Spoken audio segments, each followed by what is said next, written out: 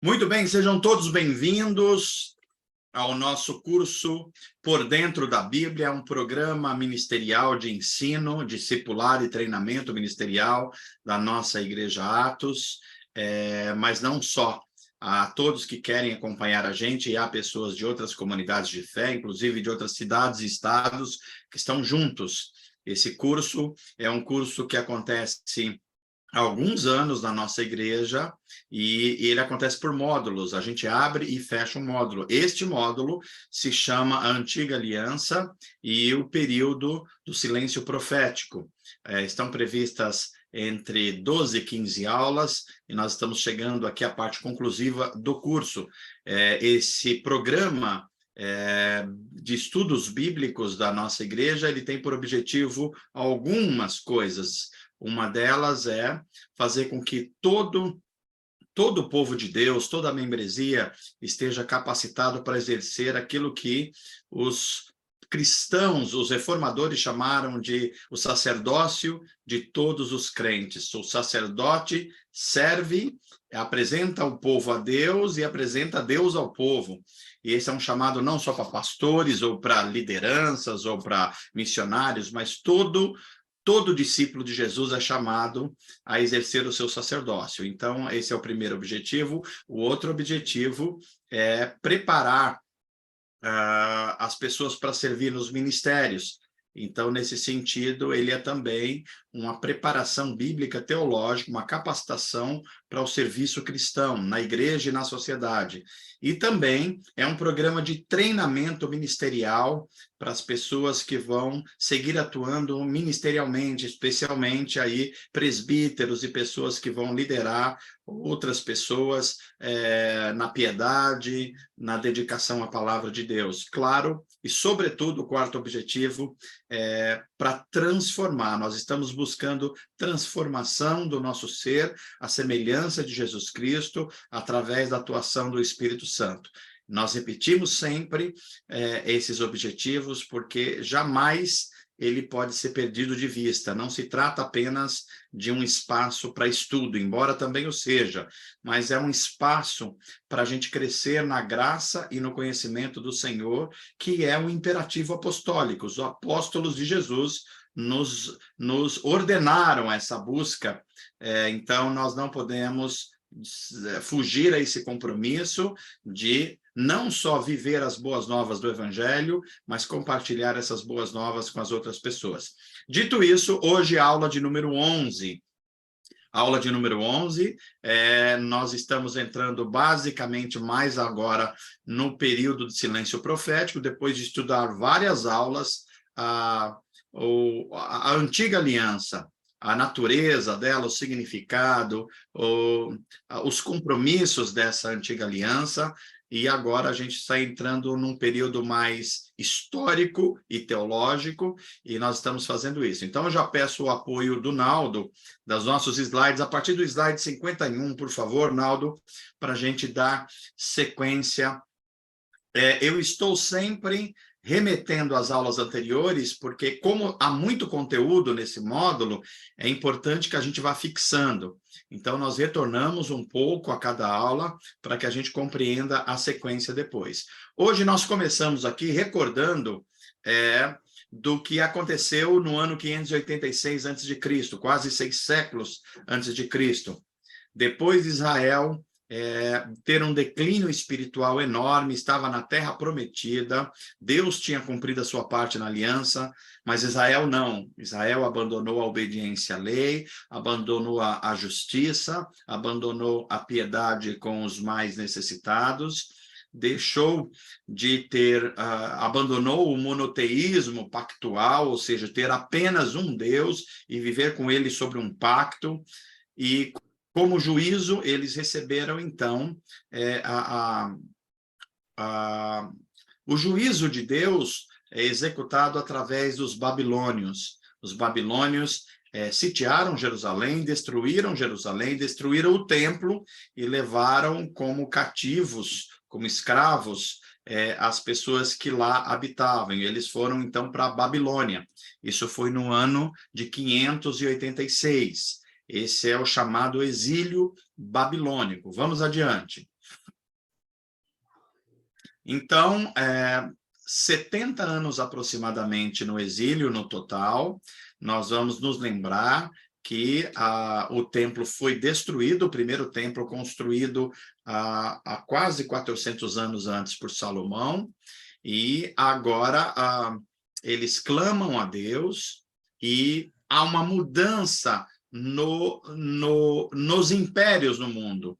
Os babilônicos são vencidos pelos persas, e um rei persa chamado Ciro autoriza, então, os hebreus, ou os judeus agora, retornarem para sua terra para construir o seu templo e prestar adoração ao seu Deus. É claro que eles continuariam escravos ainda sobre o império, um império, agora o império dos persas, mas eles teriam essa liberdade.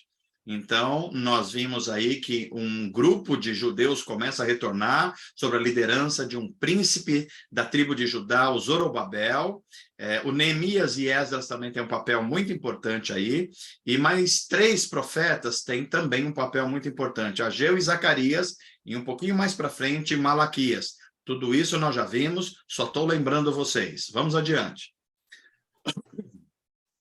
Malaquias, então, é o último desta estirpe de profetas que começa com Oséias, Isaías, profetas canônicos, escritores, e que denunciam o pecado de Israel, denunciam a quebra da aliança, a antiga aliança, denunciam as injustiças do povo de Deus, que era para ministrar a justiça. Então, agora Malaquias já está profetizando depois do exílio.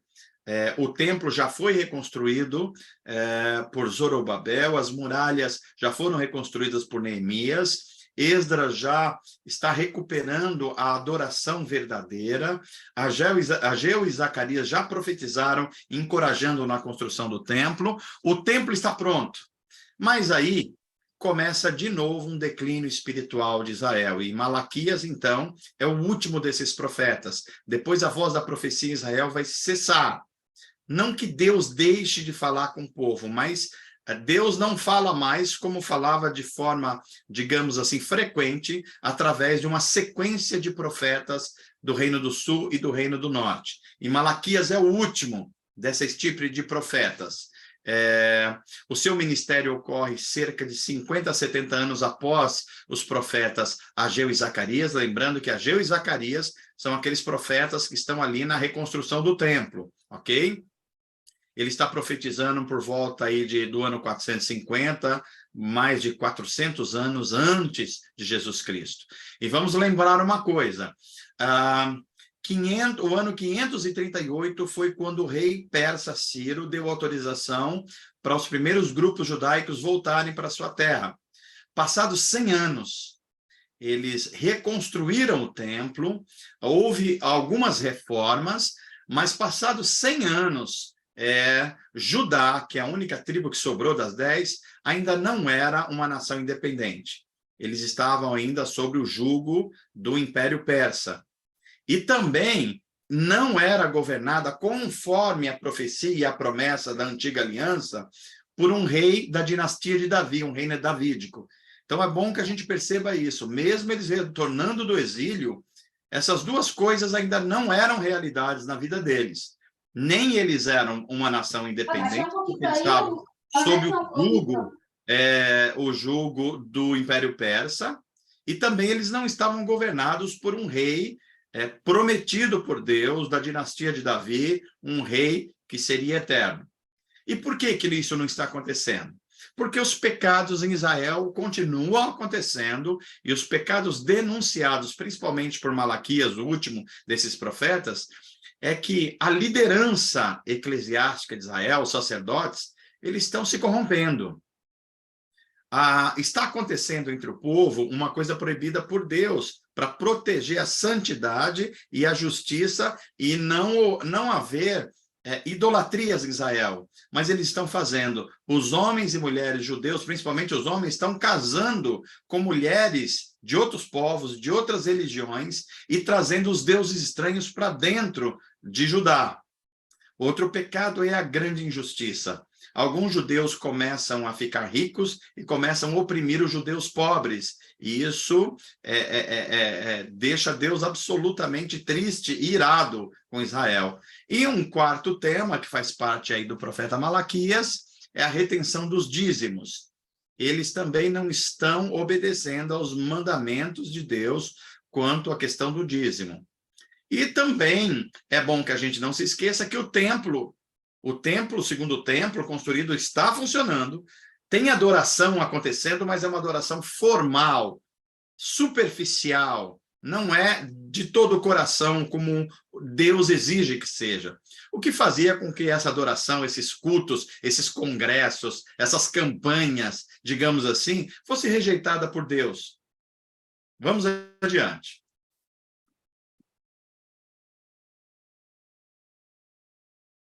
Então, olha só, mais uma forma da gente relembrar tudo que a gente está vindo. A expressão judaísmo do segundo templo quer dizer como é que o judaísmo, a religião de Israel, se desenvolveu depois da construção do segundo templo, ou seja, depois do exílio. Então, nós estamos falando aí do ano 516 a.C. e que vai se estender até o ano 70 depois de Cristo, já depois da época de Pedro e de Paulo, quando Jerusalém vai ser destruída e o templo de novo destruído agora pelos romanos. Então, nós estamos falando aí de judaísmo do segundo templo de um período de quase 600 anos, 586 anos. Os judeus estão sob o domínio do Império Persa inicialmente. Nesse período acontece, olha só, a terceira forma de organização para adoração entre os judeus. A primeira foi o templo. Desculpe, a primeira foi o tabernáculo, que era um templo móvel, por assim dizer, a partir de Moisés. Depois foi o templo construído por Salomão, o primeiro, e depois o segundo templo construído por Zorobabel. Então, e um terceiro local de adoração surge nessa época, que é a sinagoga. E com a sinagoga surgem também os chamados rabinos, os mestres da lei, porque agora esse local de adoração não é baseado mais, sobretudo, nos sacrifícios, no dia da expiação, pelas famílias e inclusive pelo próprio sacerdote. Não, a sinagoga ela tem ela tem um condão objetivo de levar as pessoas à oração e ao estudo da palavra de Deus, da lei de Moisés. Então, aí surgem as sinagogas. E é na sinagoga que eles vão demonstrando que começam a prestar atenção no que Deus exige deles. Melhor do que fazer os sacrifícios vazios, sem o coração estar de fato arrependido, melhor do que sacrificar é obedecer. É por isso que o centro da adoração sai do sacrifício dos animais para o estudo da lei. E a sinagoga tem essa característica. O centro dela é o estudo da lei e as orações, um pouco diferente do templo, que o centro da adoração está no sacrifício. Ok? É também nesse período pós-Malaquias que vai surgir uma tradição em Israel, que é a tradição da lei oral. Vamos lembrar, a lei é escrita, mas também vai surgindo a interpretação da lei pelos rabinos, pelos mestres, pelos escribas. Então, além da lei escrita dada por Deus, agora os sábios de Israel começam a construir a interpretação da lei. Ou seja, quando Israel recebeu a lei, havia aspectos da vida da nação que dizia respeito à vida no deserto, à vida em Canaã. Agora já passou o exílio, outras necessidades surgiram e a pergunta que se faz é: como é que a lei é vivida diante dessas novas circunstâncias? Aí surgiram os rabinos, os mestres, as pessoas que interpretavam a lei, e do conjunto dessa interpretação de lei surgiu uma tradição oral, ou seja, regulamentos que não estavam escritos na lei, mas eram ensinados pelos mestres de Israel. E é nesse período também que as pessoas mais comuns do dia a dia começaram a falar mais a língua aramaica. O hebraico foi ficando apenas para a elite de Israel, para o serviço do templo. A maioria das pessoas comuns estavam falando o aramaico. que era a língua mais falada por Jesus, inclusive depois de muitos anos após esse período aqui. Como eu também disse, poucas pessoas ainda falavam o hebraico nessa época. Vamos adiante. Então, ok. O local de adoração dos hebreus. Eu já falei um pouco inicialmente, agora vamos nos deter um pouquinho mais nisso. Depois que Israel retorna do exílio, ele está sobre o império dos persas. Isso vai acontecer até o ano de 333, quando um outro império vai vencer o Império Persa. Mas até aí, eles saem do jugo dos babilônios e caem no jugo dos persas. Mas, diferentemente dos babilônios, o Império Persa foi um período relativamente calmo para Israel, embora eles fossem uma colônia dos persas. É a partir daí também que o povo passa a ser chamado como judeu. Veja que o nome que era usado era hebreu, agora eles passam a ser judeus, chamados de judeus. A razão não fica muito claro, mas os estudiosos dizem que é sobretudo porque a única tribo que de fato volta, um remanescente que volta depois do exílio, é a tribo de Judá. Daí, todas as pessoas que estavam ali serem chamados de judeus. E o local onde eles vão viver dentro da Palestina é chamado de Judéia, né? Então, é nesse período também que aparecem as sinagogas, que eu acabei de falar sobre as características, aparecimento de uma figura que vai estar bastante presente no Novo Testamento, que são os escribas. Os escribas eram os copistas da lei, aqueles que faziam cópias das leis, e eles estudavam tanto que eles tinham praticamente a lei gravada. E eles eram os ensinadores também, os mestres da lei. É aí que também se forma uma liderança religiosa de Israel, que é chamado de Sinédrio, que é um grupo de 70 anciãos, considerados sábios, e que eles vão regular a vida religiosa de Israel. Veja, os persas exigiam impostos, exigiam o que os impérios exigiam, mas eles davam certa liberdade na vida religiosa de Israel, dos judeus. E é também aí que começa a surgir uma outra figura que vai ser muito importante na vida de Israel, que é o sumo sacerdote, o chefe dos sacerdotes. E por que ele é importante? Porque ele vai fazer uma ligação política com o império, primeiro o Império Persa, depois o Império Grego e depois o Império Romano. E ele vai ter uma figura bastante importante. E o aramaico, como eu já falei, passa a ser a língua do povão, ok? E aí, então, aqui do lado direito de vocês, 3 formas ou 3 locais de adoração em Israel. O tabernáculo primeiro, depois o templo e depois as sinagogas. Eu vou pedir para o Naldo, se ele puder, abrir o microfone e ler aí as características do tabernáculo. Pode ser, Naldo? Pode sim, mano. Então vamos lá. As características aqui do tabernáculo, de acordo com o que consta aqui, usado pelo povo de Israel durante peregrinação no deserto, espécie de tenda móvel. Esse lugar de sacrifício e adoração era adoração usado até ser substituído pelo primeiro templo em 959 a.C. Olha só, então, quando Deus fez aliança no Sinai com o povo de Israel, tendo Moisés como mediador, ele também dá ordens para construir um tabernáculo. A característica do tabernáculo é toda ordenada por Deus. O modo de sacrificar e adorar também é ordenado por Deus. As 12 tribos ficavam dispostas em locais também ordenados por Deus. E ele era móvel. Quando Israel estava acampado, e as tribos ficavam em volta do tabernáculo. Quando Israel ia fazer uma marcha pelo deserto, eles desmontavam, os levitas, por exemplo, e depois montavam de novo. Esse é o tabernáculo. É o antecessor do templo. Vamos ao templo. Vamos lá, Naldo. Perfeito. Aí os templos eles são divididos em 3. Primeiro, o Templo de Salomão, construído em 959 a.C. e destruído 586 a.C. pelos babilônicos. O segundo templo foi reconstruído por Zorobabel em 516 a.C.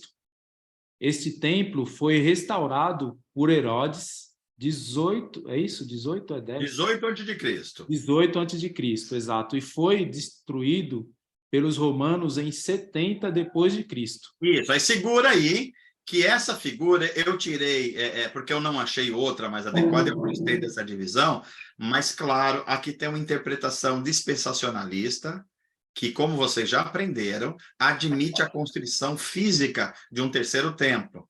E vocês já aprenderam também que essa não é a melhor interpretação. Então, esqueçam esse terceiro templo aí. Nós estamos falando do primeiro templo de Salomão, construído há quase 1000 anos antes de Jesus, e depois a reconstrução do templo, ou o segundo templo, construído por Zorobabel, mais ou menos 500 anos antes de Jesus.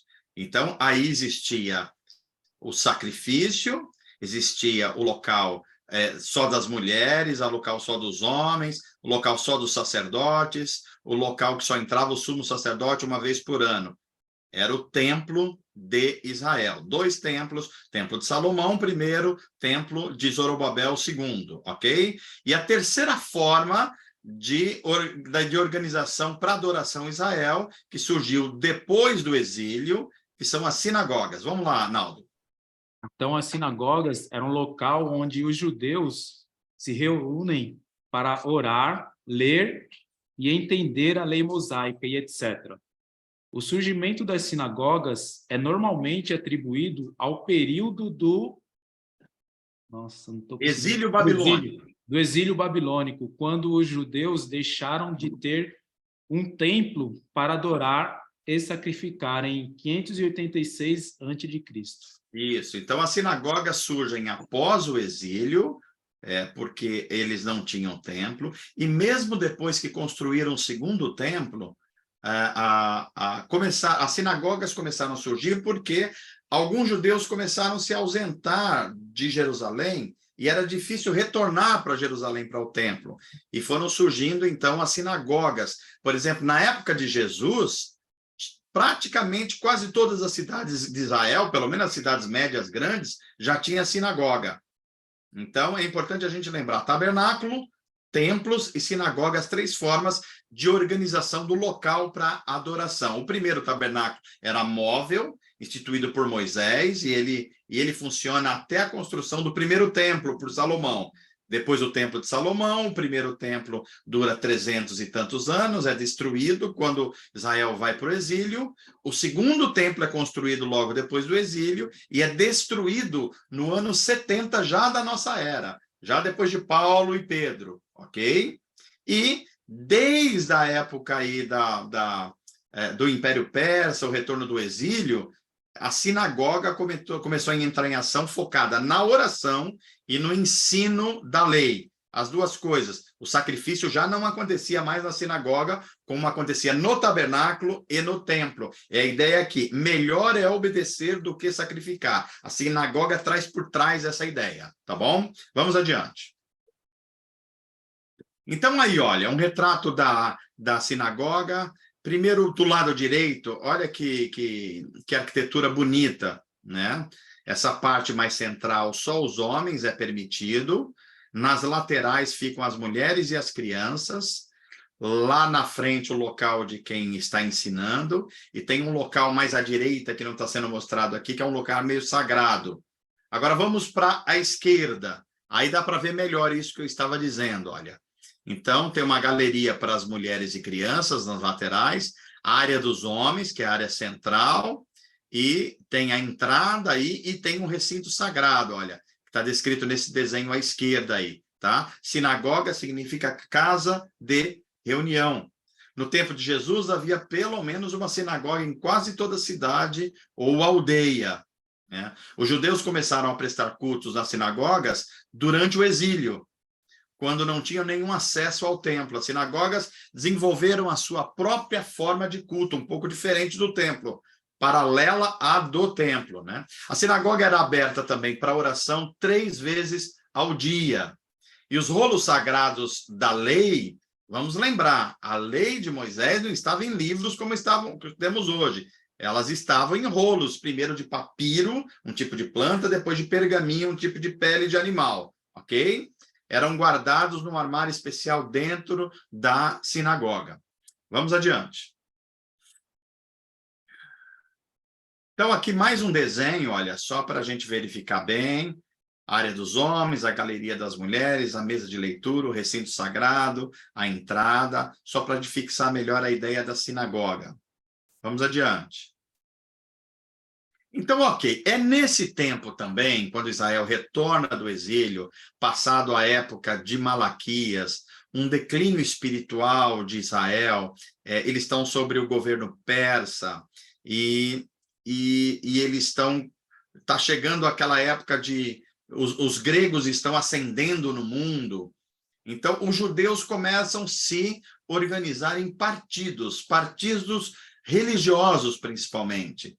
Como que eles enxergavam a religião de Israel, a vida de Israel, e 3 grandes partidos surgiram nessa época, que são os essênios, o outro grupo chamado de saduceus, e o outro grupo chamado de fariseus, que aparece bastante no Novo Testamento, principalmente com embates com o próprio Jesus. Os essênios, nós vamos ver daqui a pouco, era um grupo que entendia que o mundo estava perdido, o mal estava dominando todas as áreas da vida, e que a única forma de ter um relacionamento verdadeiro com Yahvé, o Deus de Israel, era se separando. Era indo para um lugar específico, viver numa comunidade só de iniciados, se separando do restante do mundo. Veja que essa ideia, ela está muito presente no mundo de hoje ainda. Tem gente que pensa exatamente assim, como os essênios. Então, eles moravam normalmente em comunidades conjuntas, normalmente em lugares assim, praianos, por assim dizer. Há quem diga que João Batista foi um essênio, até quem diga que Jesus teria participado dessa comunidade em algum momento. Esses são os essênios, um modo de enxergar a vida de um grupo de judeus. O outro grupo, os saduceus. Este é um grupo bastante diferente, era um grupo da onde saía principalmente os sacerdotes e o sumo sacerdote. Era um grupo mais politizado, olhava mais a vida através da política e tinha relação sempre mais próxima com os impérios sobre os quais Israel estava. Nesse caso aí, o persa, depois a gente vai ver isso com os gregos e depois com os romanos. E os fariseus? Os fariseus eram praticamente inimigos dos saduceus, porque os fariseus, eles queriam manter os rituais da religião judaica, sem que fosse influenciado por culturas da Pérsia, culturas da Grécia e coisas desse tipo. Então, eles eram os chamados mais zelosos, digamos assim, mais formais. Só que esse zelo deles se transformaram num fim último, e eles se tornaram hipócritas depois, e Jesus vai descortinar essa hipocrisia dos fariseus. Vamos entendê-los mais um pouquinho, vamos adiante. Então, aí, vamos entender primeiro aí os fariseus, um pouco dos fariseus. Olha, em geral, atribui-se o surgimento do farisaísmo ao período correspondente ao cativeiro babilônico. E, basicamente, toda a informação acerca desse grupo é oriunda das obras de um historiador judeu que viveu contemporâneo ou um pouquinho depois de Jesus, chamado Flávio Joséfo. Os escritos dos rabinos também falam sobre esse grupo, por volta do século II e das informações contidas, inclusive, no Novo Testamento. Em linhas gerais, nós podemos afirmar que esse grupo surgiu por uma boa razão, mas seus objetivos foram desvirtuados no decorrer do tempo. Qual é a boa razão? A boa razão é que eles queriam proteger a lei de Israel, a adoração de Israel, dos costumes dos povos pagãos, principalmente os gregos, que traziam a cultura helênica para dentro de Israel. Então, o propósito inicial era bem, mas a coisa desandou. Eles se tornaram ambiciosos, muito embora se atribua ao termo fariseu o sentido de separado, esse significado não é uma certeza. Porém, sabe-se que o grupo dos fariseus era mais seguro da religião judaica e que surgiu por volta da Guerra dos Macabeus, que é o que nós vamos estudar daqui a pouquinho. com a finalidade de oferecer resistência, olha só, ao espírito helênico. Helênico é o nome que se dá ao conjunto da cultura grega. A filosofia, a arte, a mitologia, tudo isso, tá ok? Quando se fala de helenismo, é o conjunto de características da cultura grega. Também eles queriam separar o judaísmo da cultura romana e a intenção de preservar o judaísmo e as suas crenças ortodoxas, originais, tá ok? Esse era o grupo dos fariseus. Paulo, por exemplo, que vai vir muitos anos depois, fazia parte desse grupo, ele era um fariseu, ok? Vamos adiante. Os saduceus, o outro grupo. O surgimento desse grupo traz alguma controvérsia, pois as origens são desconhecidas. Alguns acreditam que deve ter surgido com um sacerdote chamado Zadok, lá da época de Davi, mas isso não é muito aceito hoje. Esse grupo era mais sacerdotal e também, assim, elitista, aristocrático, do pessoal mais estudado, do pessoal de famílias mais conhecidas em Israel, sendo mais fechado. Não fazia questão de popularidade, diferentemente dos fariseus, que era muito ligado na popularidade, esse grupo não. Era um grupo mais elitista, não fazia tanta questão de serem populares, era um grupo composto por homens educados, ricos e de boa posição social. Em geral, tinham crenças opostas às dos fariseus. Que crenças eram essas? Por exemplo, esse grupo, eles achavam que uma pessoa nascia, vivia, e quando ela morresse, a vida simplesmente acabava. Não tinha vida futura e também muito menos ressurreição. E eles eram muito céticos a qualquer coisa espiritual. Por exemplo, eles não criam em anjos. Então, isso era um grupo de judeus que pensavam assim. Negava a imortalidade, negava a existência dos anjos e dos espíritos. Eles criam que Deus, embora fosse o criador de tudo, ele não intervinha na vida dos homens. Ele negava a existência, inclusive, do inferno, e só depositavam a crença naquilo que a razão, que o raciocínio pudesse provar ou explicar. Olha a diferença desses grupos, os fariseus, dos saduceus. Vamos adiante. Agora, os essênios. Os essênios, enquanto os fariseus se tornavam sinônimos de hipócritas e os saduceus de mundanistas, por assim dizer, o essenismo se torna sinônimo de isolacionismo. Isto é, a vida separada e afastada de todos. Para eles, a santidade só era possível se eles se retirassem dos locais onde o pecado estava aflorando. Basicamente, os essênios se dedicavam ao estudo das escrituras, à oração, e eles tinham o hábito de lavarem o corpo com frequência numa atividade cerimonial, conhecido como os banhos mikvah. Dividiam seus bens, eles tinham essas características com a comunidade e eram conhecidos por seu trabalho e vida piedosa. E eles, claro, viviam de forma isolada. Os essênios surgiram na tentativa de manter a instrução escriturística viva, ou seja, eles foram os guardiões das escrituras escritas originalmente, assim como os fariseus, mas sem a hipocrisia característica desse grupo. O problema é que eles pensavam que para se cultivar uma vida de santidade, teriam que viver isolados do mundo em um sistema de ascetismo. Ascetismo quer dizer rigor para não se tornar vaidoso. Isso é ascetismo, ok? Vamos adiante. Só lembrando, então, que por volta do ano 333, os gregos vencem os persas, e essa vitória traz a ascensão de um grande general, que depois se torna imperador, Alexandre, que venceu todas as batalhas que lutou em torno de 12, 13 anos, e se tornou o maior militar que o mundo já conheceu. Mas ele morre, reina basicamente 12, 13 anos, não deixa herdeiros, e essa história um pouco de Alexandre, uma mente estratégica, nunca perdeu uma batalha, fundou uma cidade importante no Egito em homenagem a seu nome, Alexandre, Alexandria, né? e passou a governar o mundo de então. Vamos adiante. A queda de Alexandre nós já falamos a esse respeito, então eu vou andar um pouquinho mais. As consequências, essa vale a pena a gente reforçar, né?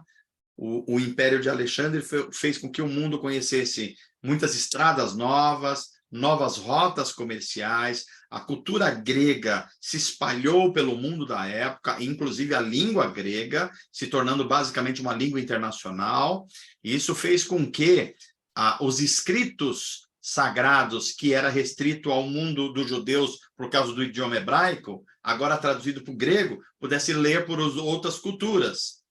Os gregos e os romanos que vieram depois, então, formam a chamada Antiguidade Clássica. E isso tem muito a ver com Alexandre, e o mundo vai sendo preparado, então, politicamente, comercialmente, linguisticamente, para a vinda do Messias. Deus continua soberano sobre a história. Vamos adiante.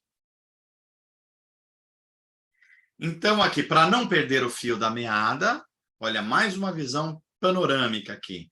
O exílio babilônico acontece aí no ano de 586, o templo é destruído, Jerusalém é destruída. Depois dos babilônicos, os persas vencem os babilônicos e se tornam um império que vai estar dominando os judeus.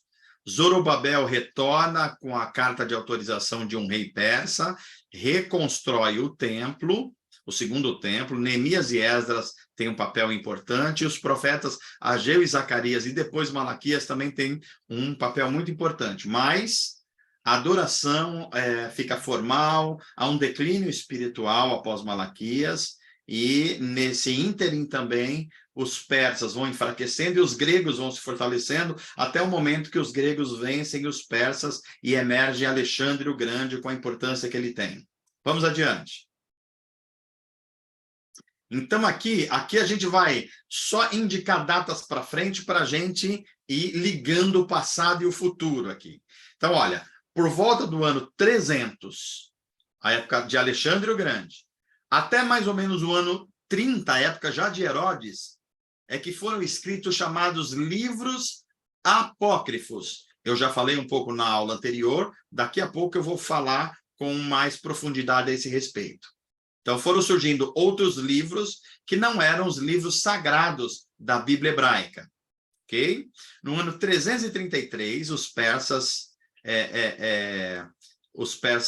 são vencidos por Alexandre o Grego o Grande. Mas Alexandre morre 10 anos depois, e a morte dele, embora seja complicada em termos de liderança, mas faz com que a cultura grega se espalhe pelo mundo, e surge, então, a primeira tradução numa língua dita já internacional, que é o grego, que é a tradução Septuaginta.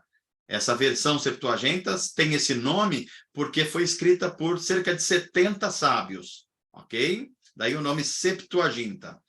No ano 200, aí, a construção da Grande Muralha da China começa, portanto, um evento histórico bastante icônico, e no ano de 167 vai acontecer uma profanação do templo, esse segundo templo, o templo lá de Zorobabel, por um imperador do Império Grego, que era um sírio, e que vai causar uma revolta em Israel.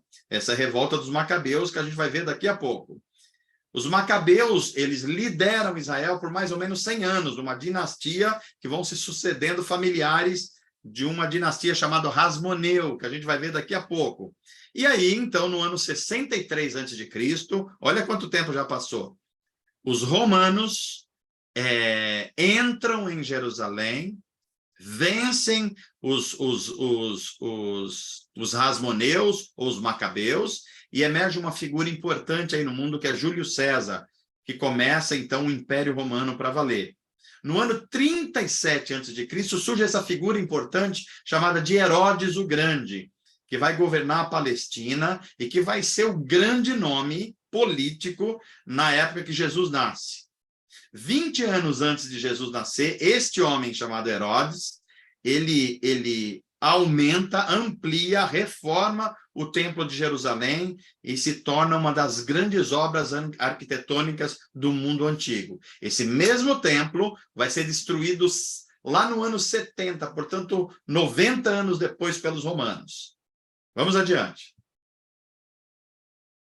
Então, aqui, olha, só fazendo uma revisão ainda de como funciona a questão das línguas pelas quais foram traduzidas as escrituras. Vamos lembrar que a primeira língua é hebraica. A língua hebraica começa com os escritos lá da lei, lá em Moisés, 1500 anos de Cristo, e vem até 400 antes de Cristo, na época de Malaquias. Tudo que se escrevia em hebraico e um pouquinho em aramaico, essa segunda língua. Já na época, principalmente depois de Alexandre, quando o grego se torna língua internacional, aparece então a primeira versão da Bíblia do Antigo Testamento, a Bíblia hebraica, agora no grego. Ela é chamada de Septuaginta. E leva aí um tempinho para tudo isso ficar pronto. Quando nós estamos já na época de Jesus, no Novo Testamento, aí começam a se escrever os escritos do Novo Testamento, os evangelhos, as cartas, a partir do ano 40, depois de Cristo. E aí, claro, já é escrito na língua corrente, que é o grego.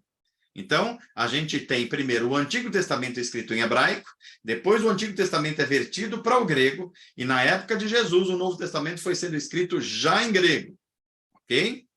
Passado a época de Jesus e dos apóstolos, já no ano 400 depois de Cristo, essas línguas foram vertidas para o idioma, então, que passou a ser o idioma do mundo, principalmente a língua internacional e a língua da religião, que é o latim. Então, surgiu uma versão em latim chamada Vulgata.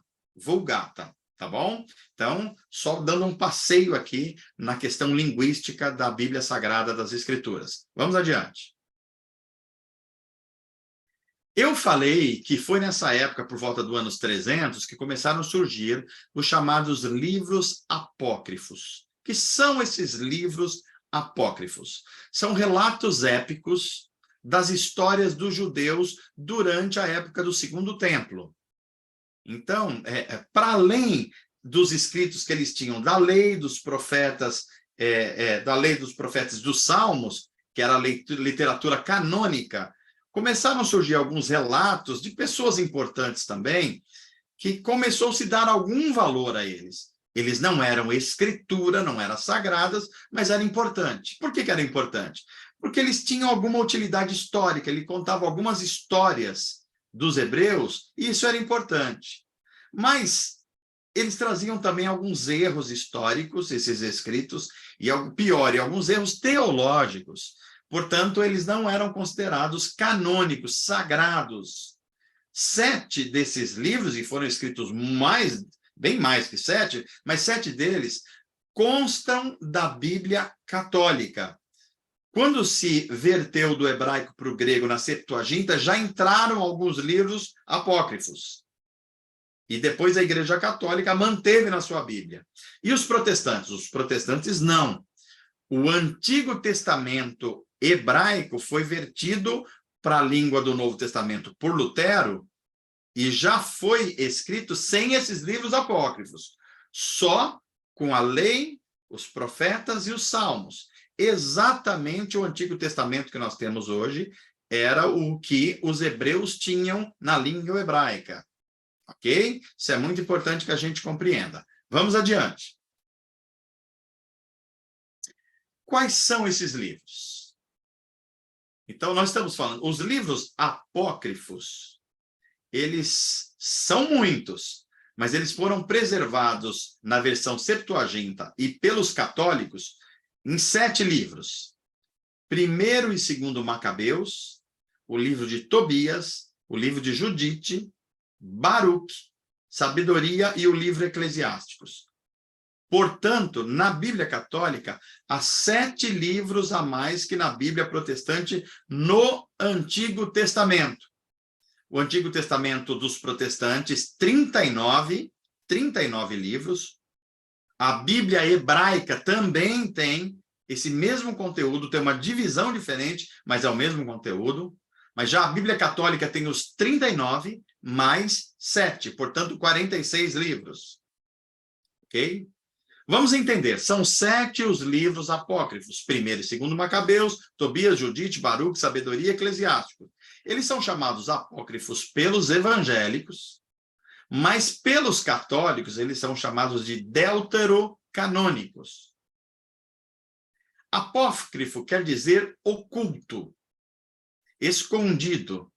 Significaria sem importância, sem relevância, que não é do uso público, inclusive que não é sagrado.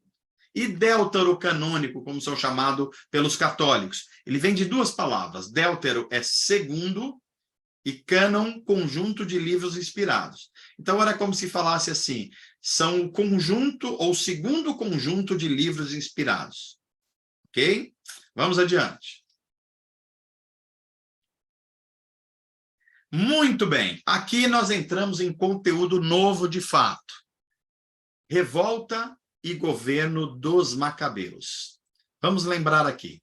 Os judeus, quando voltaram do exílio, estavam sob o Império Persa e ficaram sob o Império Persa muito tempo, até o ano 333, quando houve depois aquele decreto de Ciro, o retorno do exílio, o retorno para a terra deles na Palestina, Jerusalém, e a reconstrução do templo. Esse é o primeiro ato. O segundo ato, o declínio espiritual. Ou seja, Israel vinha água abaixo no seu relacionamento com Deus. Injustiça, corrupção sacerdotal, casamentos não autorizados, que trouxeram idolatria para dentro de Israel. Então, declínio espiritual. Os gregos vencem os persas no ano 333, mais ou menos. E Alexandre o Grande torna-se o grande imperador. Ato 4. Os judeus agora estão sobre o Império Grego. Primeiro, sobre Alexandre o Grande, mas dura 12, 13 anos aproximadamente. E depois, sobre a dinastia dos descendentes, dos generais que sucederam Alexandre. Primeiro, um general chamado Ptolomeu, que era um egípcio. Então, o Egito passa a ser o centro do Império Romano, centro político do Império Romano, e ele governa aí durante mais de 120 anos a dinastia dos Ptolomeus. E depois a dinastia dos Seleucidas. Seleuco era um dos generais de Alexandre. Então, Ptolomeu era um, Seleuco era outro. Por isso, Ptolomeus e Seleucidas. Ok? Da dinastia desses Seleucidas, que era a dinastia dos gregos, mas quem era o imperador era um sujeito de origem síria. O Seleuco era um sírio que governava em nome dos gregos. Surge, então, numa das sucessões de pai para filho, para neto, surge um sujeito chamado Antíoco Epifânio IV, ou seja, da 4ª geração. Ele surge no ano 215 a.C. e governa até o ano 167, portanto, 30 e poucos anos.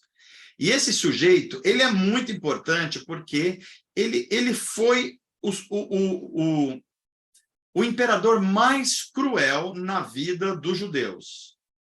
Houve um grande aumento da hostilidade, não só isso, ele profanou o templo judaico, o segundo templo, o templo de Zorobabel, ele provocou os judeus, ele proibiu a religião judaica nas suas principais características, e ele provocou uma revolta judaica que vai ter consequências bastante importantes. Uma das consequências, depois de 30 anos governando, é que vai surgir a figura de uma família de sacerdote que eram chamados os Hasmoneus. Hasmoneus, uma família judaica de sacerdotes, que eles se insurgem contra o sacrilégio desse sujeito aí chamado Antíoco Epifânio. Eles se revoltam, eles não aceitam que o templo seja profanado, eles não aceitam sacrificar outro animal que não um cordeiro, como esse Antíoco tinha mandado. Então, eles se revoltam e eles começam uma revolução. Uma revolução. E esses amoneus são chamados de Macabeus. Macabeus. Macabeus não é um sobrenome, é uma característica. Macabeus quer dizer martelo. Ou seja, eles eram como um martelo, tinha força, batia, lutava. Então, os macabeus começam a emergir nesse período aí. E eles vão vencer o Antíoco Epifânio de uma forma quase milagrosa. O primeiro desses sacerdotes, que era um homem chamado Matatias, e depois os filhos vão sucedendo, e eles vão fazendo uma dinastia que vai governar os judeus por quase 100 anos. É a primeira vez, depois do exílio, que os judeus vão ter governos de judeus, os chamados Macabeus. Os Macabeus. Começa, então, com um sacerdote chamado Matatias, o item 8. Depois, o filho dele é um grande militar que vai conseguir vitórias sobre os exércitos do Antíoco, quase milagrosas, e ele vai reinar. Depois ele é morto numa batalha, aí o irmão dele, Jonatas Macabeus, assume, depois um outro irmão, Simão Macabeus, e depois vão se sucedendo os sucessores aí da família dos Macabeus. Mas depois eles vão entrar em muitos conflitos internos da própria família e vai causar uma série de dificuldades. Item 9, chega ao fim da dinastia 100 anos depois, por causa de disputas internas. Esse clã, essa família dos Macabeus enfraqueceram, se corromperam e atraiu quem? Uma potência emergente, os romanos. Os romanos, olha só, através de um general chamado Pompeu. Esse general, ele vai a Jerusalém no meio dessa guerra interna dos Macabeus, tira todo mundo como rei, fala, olha, se vocês quiserem, eu deixo vocês serem sacerdotes. Mas esquece, o poder político é meu. E é isso que ele faz. Então começa o poder dos romanos sobre os judeus na Palestina com o final da dinastia dos Macabeus. Então, a partir do ano 63 a.C., olha como está chegando perto do nascimento. Os judeus agora estão de novo sobre o governo de uma potência estrangeira, os romanos, que vai de 63 a.C. até 70 depois de Cristo, quando os judeus são praticamente eliminados como nação. Ok? E os judeus perdem essa autonomia, principalmente quando ascende o Júlio César, o famoso Júlio César, imperador romano, o primeiro.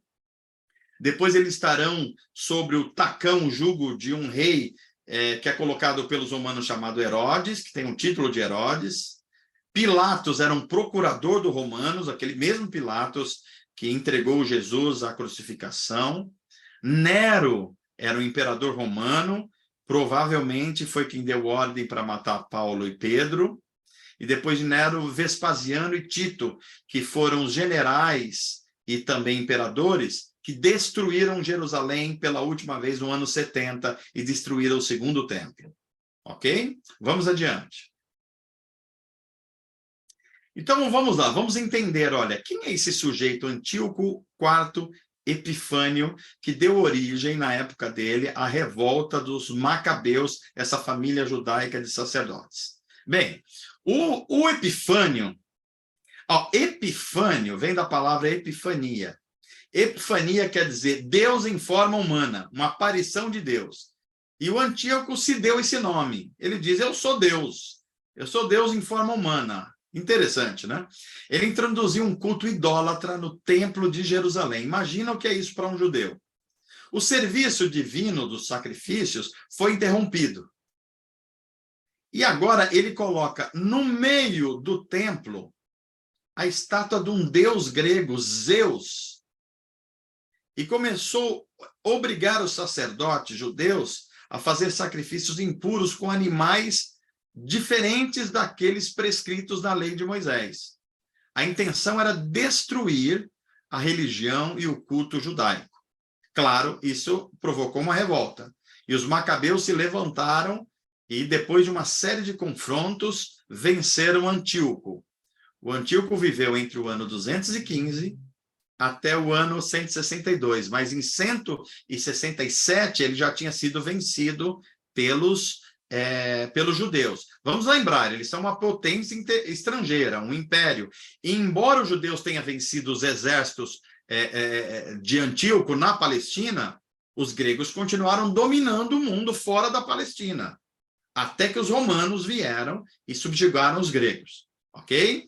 Então, é esse sujeito que provocou essa revolta, a revolta dos macabeus, Antíoco Epifânio. Vamos adiante. Vamos entender quem eram esses macabeus e como aconteceu a dinastia, a sucessão de reis que veio dessa família. Antíoco forçou os judeus a abandonarem as suas leis dietéticas, ou seja, a comida, o modo como era santificado, o tipo de comida, não podia se comer carne de porco, não podia se comer alguns tipos de aves. O Antíoco chegou e falou, não, isso tudo é bobagem, vocês vão comer o que eu mandar comer e ponto final. E a adoração? Na adoração, que era ao Deus único, Deus de Israel, ele falou, vamos parar com isso, vocês são minha colônia, e nós vamos fazer, então, culto aos nossos deuses. Então, nós vamos adorar Zeus, o principal deus do panteão grego. E olha só, e ele também chega ao extremo de uma hora obrigar os sacerdotes israelitas a sacrificar um porco no altar. Imagina o que significa isso para um judeu. E ainda mais dentro do templo. Então, imagina como era uma panela de pressão. E os macabeus se revoltaram, e aqui, os macabeus, já estou lendo aqui do lado direito, fundaram uma dinastia dos Hasmoneus. Hasmoneus era o nome dessa dinastia, macabeus era uma espécie de apelido, que governou desde 164, quando eles venceram Antíoco Epifânio, até quando os romanos dominaram os judeus. Portanto, 100 anos da dinastia dos macabeus. Eles foram responsáveis por reinstalar a religião judaica, o sacrifício judaico correto, a adoração judaica, expandiram as fronteiras e reduziram o país à influência da cultura helenística, a cultura grega. Seu membro mais conhecido foi um deles chamado Judas Macabeu, assim apelidado devido à sua força e à sua determinação. Judas Martelo. Então, imagina o que esse sujeito fazia militarmente. Vamos adiante. Vamos entender, então, reforçando. Os macabeus é uma família ilustre judaica do século II, portanto, no ano lá 200 aproximadamente, cujos membros travaram longa luta contra os sírios. Os sírios aqui é porque o Antíoco era sírio, mas ele estava em nome dos gregos, ok? Que dominavam a Judéia e conseguiram a independência desse território em fins daquele. Quem é Judas Macabeus? Foi o terceiro filho de um sacerdote judeu chamado Matatias. Ele liderou a revolta dos macabeus contra o Império Seleucida, do Antíoco. Seu epíteto, Macabeu, vem da palavra siríaco macaba, martelo, e esse nome foi lhe concedido em reconhecimento pela sua bravura em combate. No ano de 175 a.C., o Antíoco chegou ao trono do Império Seleucida, da dinastia dos Seleucidas. Iniciou uma campanha de assimilação contra os habitantes da Judéia, ou seja, ele queria impor a cultura grega sobre as outras culturas. No esforço de unificar os elementos gregos do seu império, Antíoco determinou a destruição da fé judaica e a helenização dos judeus, ou seja, os judeus agora se dobrarem frente à cultura grega. Um édito foi publicado impondo os rituais religiosos aos judeus em Jerusalém sob pena de morte. Leia agora na parte esquerda inferior. Judas Macabeu liderou pequenos motins contra os Seleucidas. Ganhou adeptos até que conseguiu um exército que reconquistou Jerusalém, retomou o templo e a liberdade religiosa. No entanto, isso suscitou ainda mais os ânimos pró-gregos, pró-helenistas e anti-helenistas. Antíoco morre de alguma doença no ano de 163. E Judas Macabeus morre em batalha no ano de 160. e seus irmãos Jonatas e Simão lideram a conquista até o fim, gerando um período de independência, ou seja, judeus governados por judeus, mas internamente muito conturbado e disputado. Então, esse é um ambiente dos macabeus. Vamos adiante. Aqui, olha, uma lista de como funcionou esses 100 anos aproximadamente, em que os judeus foram liderados por seus pares. Uma família judaica, os Hasmoneus, chamado Macabeus, venceram os Seleucidas e passaram, então, a Palestina agora passa a ter uma liderança judaica. Quem primeiro assume o governo é um cara chamado Judas Macabeus. Ele lidera praticamente 4, 5 anos, ele é morto em batalha. Depois o irmão dele, o Jonas Macabeus, então governa um pouco mais, até o ano 143. Ele governou aqui como sumo sacerdote. Eles eram sacerdotes que lideravam exércitos. Olha que interessante, que eram líderes militares também. O caso do Judas, o caso do Jonatas, o caso do Simão, o caso dos outros também que eram da família que foram assumindo, o João Hircano, o Aristóbulo. Só que quando chega a época desse Alexandre Janeu, no ano 103, então ele é o primeiro Hasmoneu a ter o título não só de sacerdote, mas de rei. Ele é sumo sacerdote, ou seja, chefe da religião, mas ele é rei também, chefe político. Depois teve até uma mulher da dinastia, Salomé Alexandra, e depois houve um período aí conturbado em que o Aristóbulo e o João Hircano começaram a disputar quem é que deveria, tudo gente da mesma família. Acontece que os romanos vêm essa fraqueza, essa divisão, depõem todo mundo, fala para o João Hircano que se ele quiser ele vai ser só sacerdote, porque o rei vai ser o rei de Roma, e aí vai terminando, acabando a dinastia dos Macabeus, né? O Antígono, que era esse sacerdote aí que ficou por último, ele é deposto pelos romanos, e aí começa uma transição importante, porque quando sai Antígono, entra uma figura que vai ser muito importante no Novo Testamento, especialmente nos Evangelhos, Herodes. Herodes é um título, não é o nome de uma pessoa. Teve o Herodes I, o Herodes II, o Herodes III. O primeiro Herodes é chamado Herodes o Grande, e ele foi colocado pelos romanos como rei da região da Judéia. Ok? Eu acho que nós vamos parar aqui. Vai um pouco mais adiante, Naldo, só para eu ver se é isso mesmo. É isso mesmo. A próxima aula, então, nós vamos começar com agora os romanos vencendo os judeus, acabando com a dinastia dos Macabeus, e começa um período aí muito curioso da história de Israel e como Deus está preparando o mundo através do Império Romano para a vinda de Jesus Cristo. Tá ok? Mas isso é um assunto para a próxima aula. A gente conclui aqui a exposição, eu retorno a palavra para o Naldo para a gente fazer uma interação agora.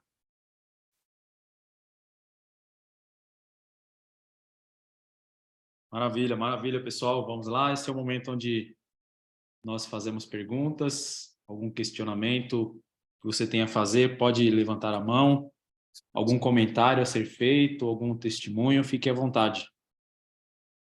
Abra o seu microfone ou escreva no chat. A oportunidade é essa.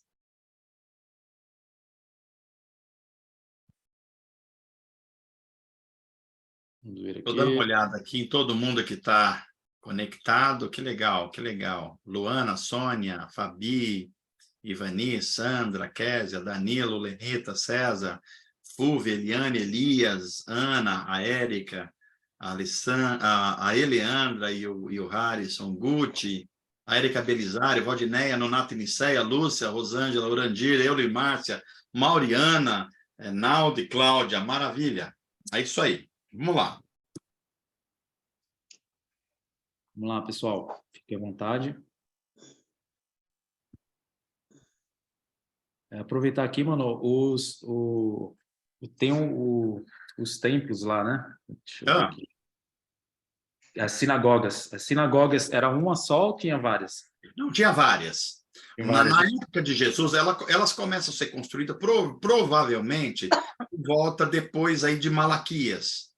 Portanto, no ano 400 a.C., 350. Por que isso acontece? Bem, porque nem todo judeu conseguia ir ao templo para adorar. E também por causa daquela mudança de perspectiva. Nós estamos adorando a Deus com sacrifícios, mas Deus não está aceitando esses sacrifícios porque a nossa vida não está de acordo.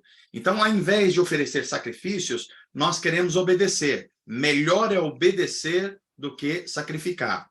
Então, os povoados e cidades no entorno de Jerusalém foram ganhando sinagogas. Então, na época de Jesus, praticamente toda a cidade da Judéia tinha uma sinagoga. Então, tinha o templo, para onde eles iam adorar, por exemplo, na semana da Páscoa, mas o dia a dia, as orações, o ensino da lei era feito nas sinagogas que eram distribuídas. Por exemplo, Nazaré, onde Jesus nasceu, tinha, Cafarnaum tinha, outros lugares também tinham as sinagogas. Ah, maravilha, perfeito. Fique à vontade, pessoal, para perguntar, contar algum testemunho. Ou até dar uma oferta, né, Naldo? Boa noite. Boa noite. É a Fabi. Pastor, uma pergunta. Como tinham três partidos, né, de judeus, no templo mesmo, onde tinha o sacrifício, existia alguma forma, como é que eu posso te dizer, algum rigor diferente para esses três partidos, e na sinagoga era outro tipo de partido? Como que funcionava isso, essa divisão entre sinagoga e templo? Esses três partidos, eles faziam parte de toda a vida judaica. Primeiro, os essênios, eles não queriam saber nem de templo, nem de sinagoga. Lembra que eles eram separados. Eles viviam em comunidades afastadas, eles achavam que o mundo inteiro estava contaminado, inclusive que os judeus tinham se contaminado com o mundo, com a vida dos impérios. Então, eles não queriam saber de templo, de sinagoga, de nada disso, os essênios. Já os fariseus, eles se preocupavam muito com a vida ritualística da religião. Então, eles iam para o templo, sim, eles oravam. Os fariseus, eles jejuavam mais do que pedia a lei. A lei mandava jejuar no dia do perdão, o Yom Kippur, uma vez por ano. Eles jejuavam 2 a 3 vezes por semana. Então, eles tinham uma vida assim ritualística muito disciplinada, por assim dizer. Mas eles participavam do templo, das cerimônias do templo e tudo mais. Já os saduceus eram sacerdotes. Os sacerdotes. Por exemplo, a maioria dos sacerdotes era do grupo dos saduceus. Especialmente o sumo sacerdote. Esse sempre era saduceu. E por que era saduceu? Porque os saduceus tinham uma ligação muito estreita com os impérios. Primeiro com os persas, depois com os gregos, mas principalmente com os romanos depois. Os romanos influenciavam na eleição do sumo sacerdote. Por quê? Porque o centro da vida dos judeus era o templo. E quem é que governava o templo? O sumo sacerdote. Se eles conseguissem colocar um sumo sacerdote alinhado com eles, com a Roma, a vida deles em relação ao domínio da Judéia, dos judeus e da Palestina era muito melhor. Então, era isso que acontecia. Os saduceus dominavam o sacerdócio e o sumo sacerdócio. Os fariseus dominavam a vida do dia a dia da religião. E os essênios se afastavam de tudo isso.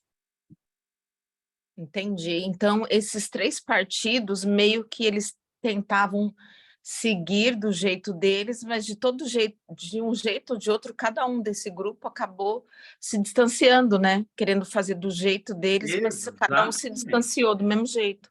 Exatamente. Da palavra real, né? Cada um, à sua maneira, se desviaram dos grandes propósitos da lei. E depois, mais para frente, aí já na época de Jesus, vai surgir um quarto, que são os zelotes.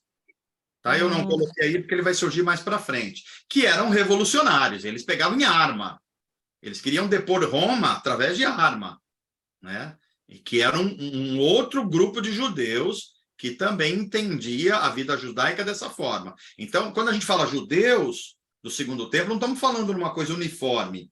Alguns pensavam como os fariseus, outros pensavam como os saduceus, outros pensavam como os essênios e outros pensavam até como os zelotes, que vão surgir depois. Entendi. E daí, então, como era Roma que selecionava o sumo sacerdote, já não era mais que tinha que ser da tribo de Levi, não era? Exatamente, isso já foi aí uma confusão. Houve uma confusão. Teve ano até que teve 2 sumos sacerdotes, né? Por exemplo, no julgamento de Jesus estava acontecendo uma coisa estranha. Tinha Anás e Caifás. Uhum. Caifás era o sumo sacerdote oficial, mas o Anás, que era o sogro dele, também influenciava politicamente. Então era quase como se tivesse 2 sumos sacerdotes, o que era proibido. Entendi. O que era proibido. Então, tudo isso está acontecendo mesmo. Assim, só uma observação aí, Fabi. Na verdade, os romanos não elegiam sumos sacerdotes. Eles influenciavam para que o sacerdote eleito fosse afinado com eles. Ok? Entendi. Uhum. A Fúvia diz o seguinte: boa noite, pastor. A minha vida toda pensava que Herodes era o nome e não o título. Pois é, Fúvia. Pois é. Herodes é um título. E durante esse período acontecerão 3: o Herodes o Grande, o Herodes Antipas e depois um outro Herodes, e que vão ter importância grande aí na época de Jesus. Na próxima aula eu vou abordar sobre esses Herodes, que tiveram um papel muito importante, muito importante. Euler e Márcia pergunta o seguinte: os templos de Salomão foram criados para louvar e adorar a Deus, mas devido à falta de compromisso com as leis de Deus e à idolatria do povo, foram destruídos para mostrar aos povos que Deus é aquele que domina sobre toda a terra e não os desejos do coração humano? É uma pergunta, né? É uma pergunta. Então, só corrigindo uma coisa, o Templo de Salomão é um só, é o primeiro. Tá? O primeiro templo construído por Salomão.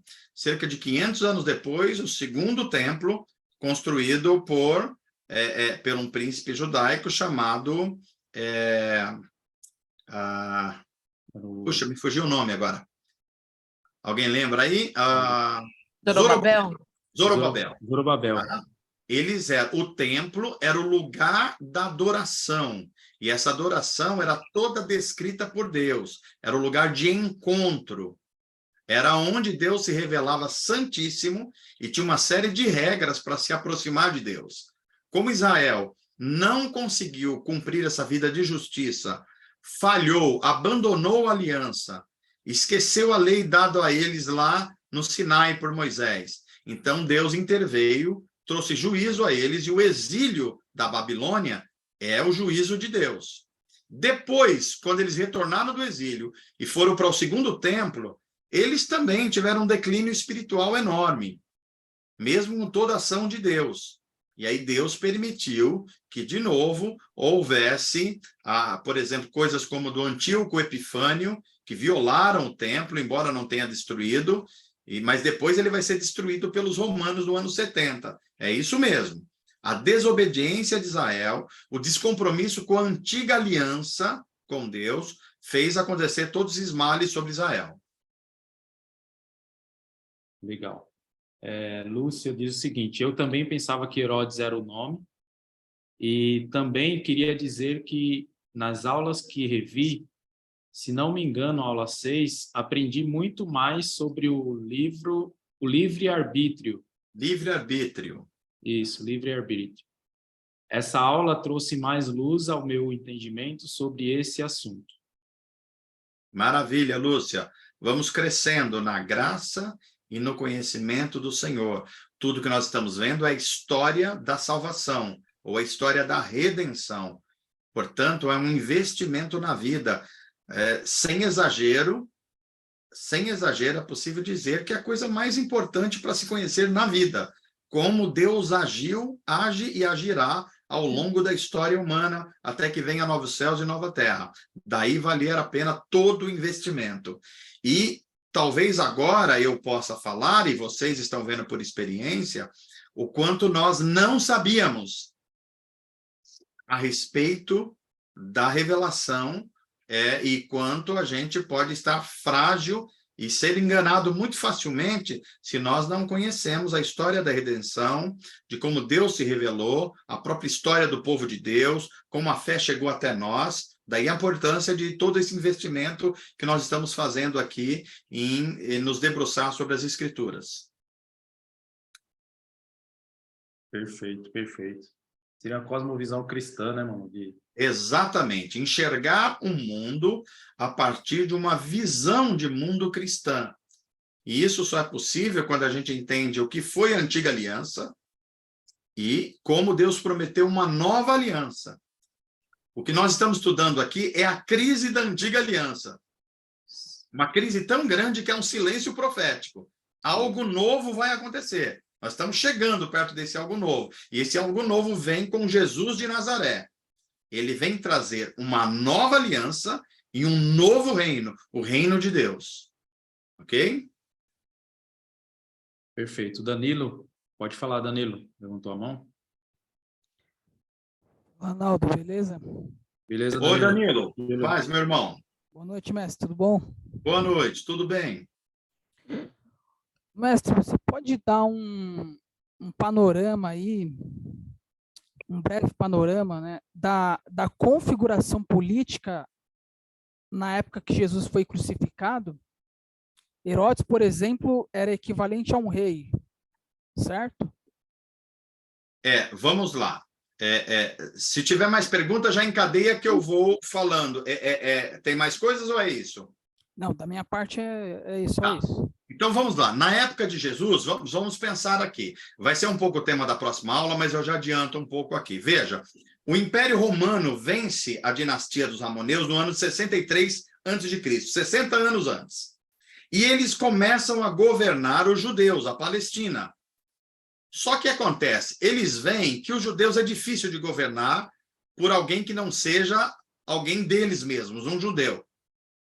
Os romanos captam isso e falam assim, e se a gente colocar alguém que tenha ligação com os judeus, mas ao mesmo tempo seja leal a nós?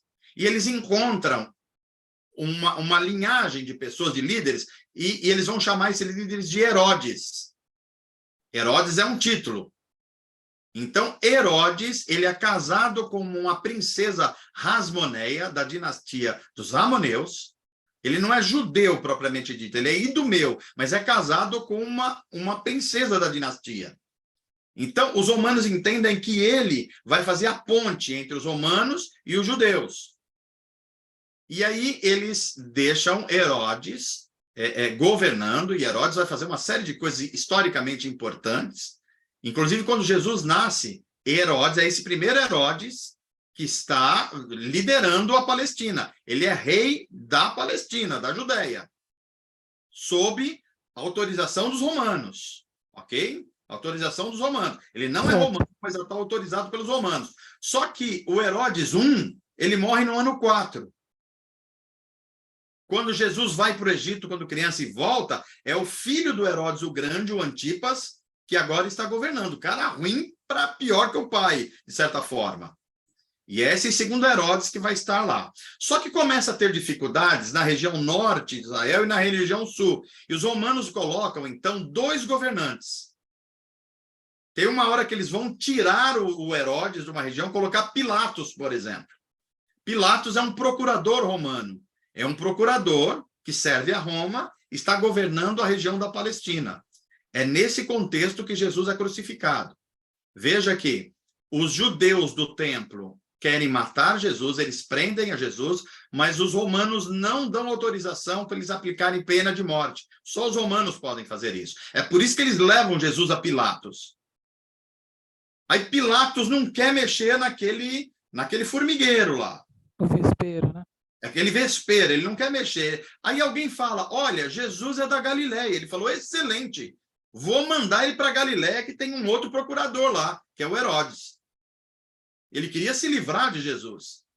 Mas o Herodes já manda falar, não, comigo não tem nada a ver com isso, não. O negócio é em Jerusalém, na Judéia. Ele volta para Pilatos. E aí acontece o que todos nós conhecemos. Então, na época da crucificação, da morte de Jesus, o que está acontecendo é isso. Os romanos são um império, mas eles têm procuradores. E um desses procuradores, para a Judéia, era o Pilatos, numa região, e o Herodes em outra região.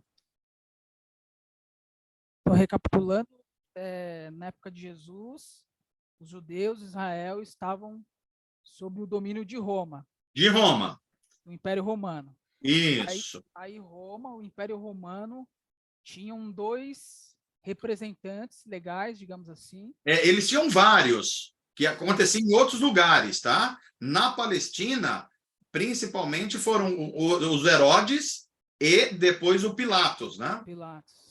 Na verdade, vão aparecer outros depois. Por exemplo, na época de Paulo, vai aparecer Festo, que é um procurador romano também, tá? E vão aparecer outros. Então, eram pessoas colocadas por Roma para liderar politicamente uma região conflituosa que eles não queriam se meter muito.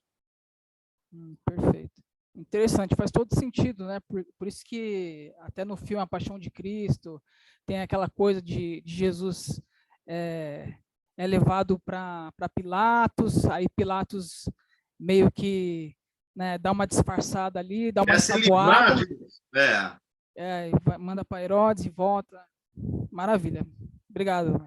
De nada. Mais alguma por aí, Naldo? Tem o Euler, antes da Lúcia, que levantou a mão. Não sei se é pergunta ou se é afirmação, porque ele não colocou exclamação aqui. Ou interrogação, né? Sei lá. Foi o Herodes o Grande que mandou assassinar os filhos homens de todos enquanto eram recém-nascidos. E foi aí que os pais de Jesus fugiram. Eu acho que é uma pergunta, né? Tá. Foi, mas teve outro horror aí. Antes disso, o Herodes era um cara tão estranho ele. Hã? Era estranho ele. Ele era estranho. Ele parecia bipolar. Ele até, às vezes, tentava... Desculpa a intervenção, pastor Lenita. Ele até tentava ganhar simpatia, né, do povo, mas se compensar, ele era muito esquisito. Uma época ele embelezou Jerusalém e depois ele mandou matar o pai e mais 3 filhos dele. Dos 3, era um rapaz muito bonzinho, ele não era, pastor? Na verdade, ele casou com uma princesa hebraica ou judia, uma Hasmoneia, para se alinhar com os judeus, mas depois ele achou que a mulher dele não estava muito afinada com ele, e ele era muito desconfiado de todo mundo. E ele mandou matar a mulher dele e matar os filhos, porque ele tinha medo dos filhos tomar o lugar dele. Esse era Herodes. E é esse mesmo Herodes, o Grande, que na época de Jesus, quando ele ouve dizer que nasceu o rei dos judeus, uma criança, ele manda matar todas as crianças, para que não houvesse nenhuma sombra de um rei. Ele era o rei dos judeus, ele não ia tolerar ninguém ser chamado de rei, daí a matança dos inocentes. É isso aí. Ele tem uma personalidade muito polêmica, né? Muito.